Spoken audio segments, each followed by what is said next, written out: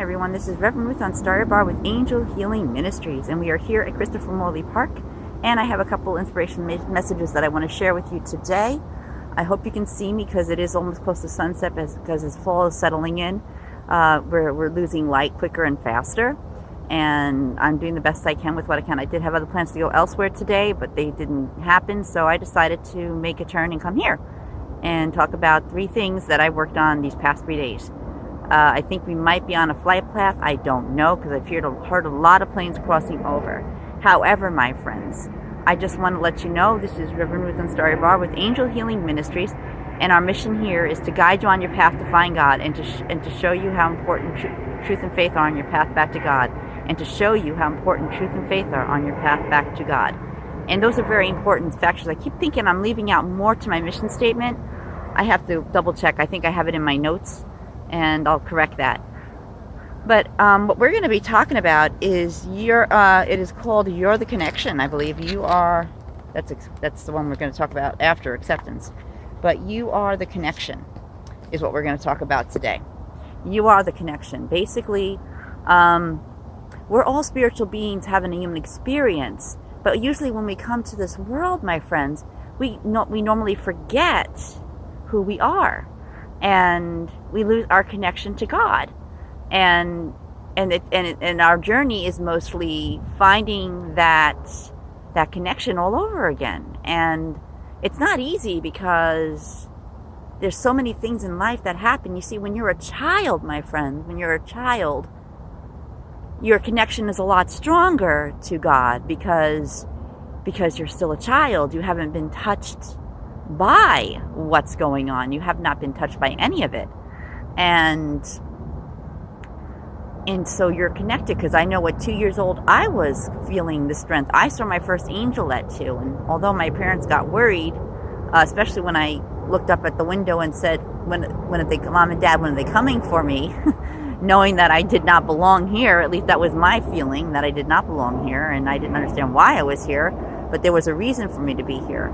Back in the day, they would call me probably an indigo, because I was the kind of kid that always was looking up to the stars saying, when are they coming to get me? What am I doing here? I don't want to be here. I don't want to be in school. I don't want to go to school, but I have to go to school because it's part of my journey. And that's what an indigo is like. Indigos were around for a very, very long period of time. And then, goodness, I think the indigos go all the way back to the 80s, maybe further back. I only found out about the indigos in 1990, I think it was. People were talking about indigos, and someone said to me, I guess a psychic friend of mine said to me, "You're an indigo." And I said, "What's an indigo?" And they told me to connect to my power and connect to that power, that source, which we are the connection. We're the connection to God, to find out what they were talking about. And when I made that connection at a young age, I believe I was either 13, something like that, I made my connection. Although I was seeing angels at 2, but at 13 I really, really started to get involved more with a lot of the spiritual stuff that was around there, you know. I was raised originally in a Methodist church, but I always, for something, always in the back of my mind said there was more to this whole thing than what I'm seeing before me or hearing. So, of course, at my age, I decided to go explore this. And, I mean, my mom and I had already started a nursery in the church. But I did a lot of exploring from age 13 to, I guess, 18, 20. And I found out I was still learning as time went on.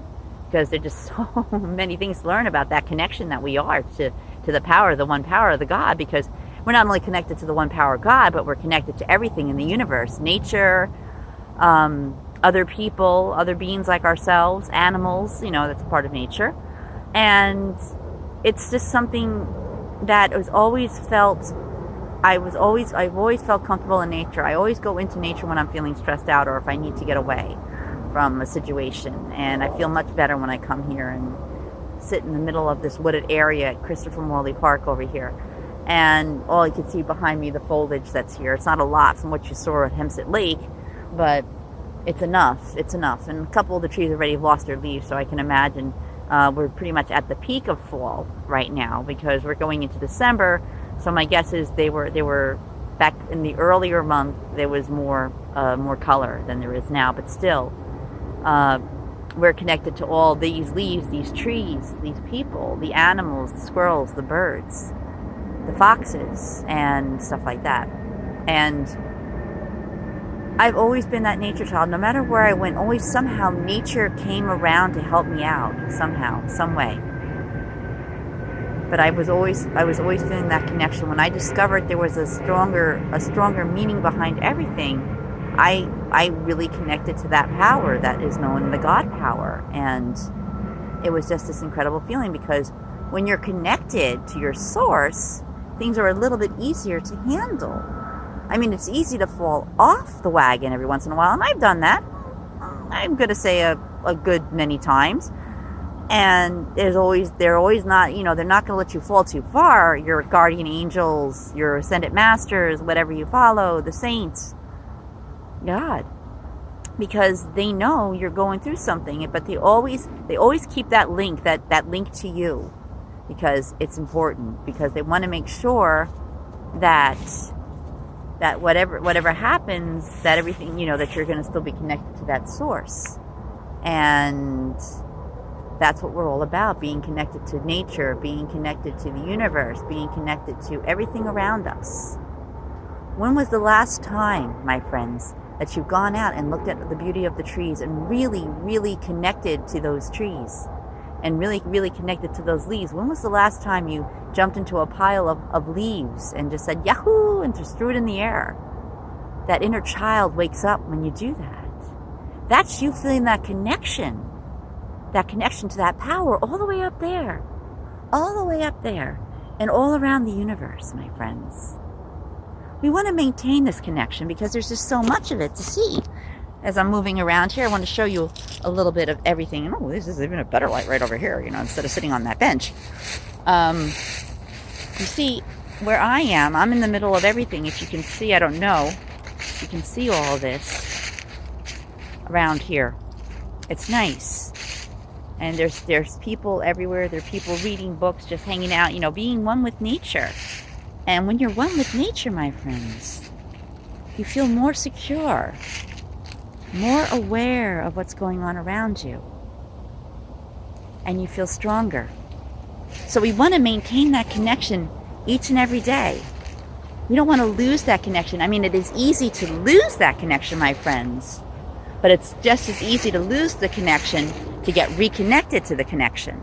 That's what meditation and prayer are all about. You can go anywhere in nature, my friends, and you can meditate. And I, for one, am connected to nature. There's a tree over here on the distance, but somebody's over there now. I sat there and sat on that tree for hours.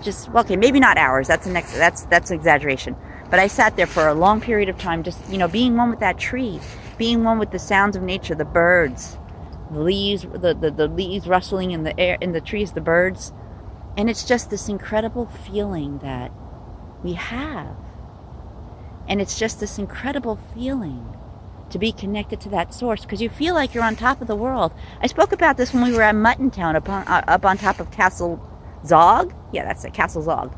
And it was really a nice experience for me to do that, you see, because you're feeling that energy running through you, making you whole and stuff like that. I'm just gonna come over here by this tree, and I hope the gnats don't mind me hanging out here. Okay, maybe the gnats don't like it, but that's okay. Anyhow, but you see, when you hug a tree, you can feel that instant connection to a tree.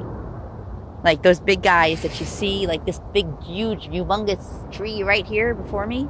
There's that connection. You don't have to, hugging it, you can feel that connection too, but when you touch the tree like so, as you can see how I'm touching the tree, I can feel the energy running through the tree into me, because we're all one with this energy.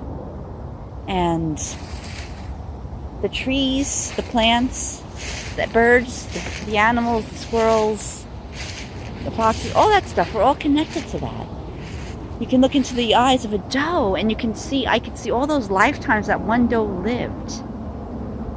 Because I can.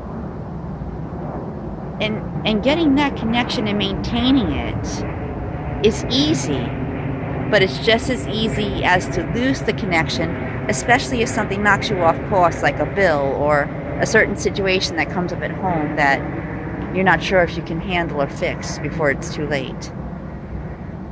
So what we do, my friends, is connect. You see, what I do, my friends, is I meditate in the morning and at night to maintain that connection. I meditate in the morning to get into that centering space where I can go out into the world and feel that connection and do what I have to do to make what happen. Like today, after I do all these videos, I'm going to go home and put in an application. And I find when I spend time in nature, just briefly, I feel more centered, more aware, more open. One thing I liked about working at the Port Washington Payless Shoes before it closed was on the way to work, there's like this walk park, and I showed you, I took you there once.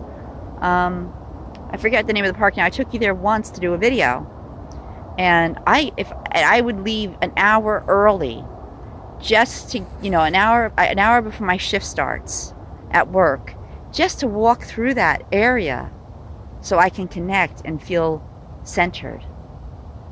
And I try and do that all the time, especially in the wintertime when the snow starts to settle and it starts to get colder. Then I usually go off to the beach and I connect with the ocean. I connect with the snowy owls and whatever animals are over there and the people. So our connection is something we need to maintain throughout our lives. And it's easy. It's just as easy as to lose the connection as easy it is to connect to the connection. So, my friends, be strong. Center yourself. Find the time to meditate, even if it's 5 minutes a day, and connect. So you can be connected to that source, because you are the connection to that source. You are that power. And that power, when you're connected to God, God is connected to you. And then you feel like you can do almost anything. I made a decision yesterday that I wasn't going to let everything upset me anymore, because I don't get anything done when I'm feeling anxious. I'm more productive, my friends, when I'm not feeling anxious, when I'm at peace and handling things better. So I'm going to try and maintain that as much as possible, my friends. But my friends, again, let me go back to get out there and connect to nature. Look at all this beautiful stuff around me here that you can see here right now. It's an incredible place to be out here, even in the wintertime, because you can almost feel the trees whispering to you, the wind. I've always had that maintained connection, and when I'm in nature, my friends, I feel renewed and refreshed. And God is everywhere in nature. That is the connection. God is in every tree, every blade of grass, every leaf, every log, every stone, every animal. You name it, it's in any. He and she are in everything around you. Because I feel so much closer when I'm out here in my temple of nature to God. Thanks. Have a blessed day and night, and we'll talk to you real soon. And by the way, here's a little affirmation I want you to take back with you. I allow myself to connect to the energy that I'm meant to connect to, and I know God loves me for it. I am honored. Okay, that's not the exact. Let me go back to my book, and give me a second. We're going to go back to my book, and I'm going to look at that affirmation that I have in my book, because I keep my book and I have all this stuff in it. Let's see. Here it is. I am connected to God, and God loves me as for me. I am connected to God, and God loves me for me. I am connected to God, and God loves me for me. And that's an affirmation I want you to take back with you this time around, my friends. Take that affirmation. Say it as many times as you need to say it. Bring it into your heart until it's a part of you. And know that you are loved. And know you are the connection between God and the universe. Thanks. Have a beautiful day and night. And we'll talk to you real soon. And if you like this video, please click the like button and subscribe. Thanks. Have a beautiful day and night, and we'll talk to you real soon. We love you. Namaste.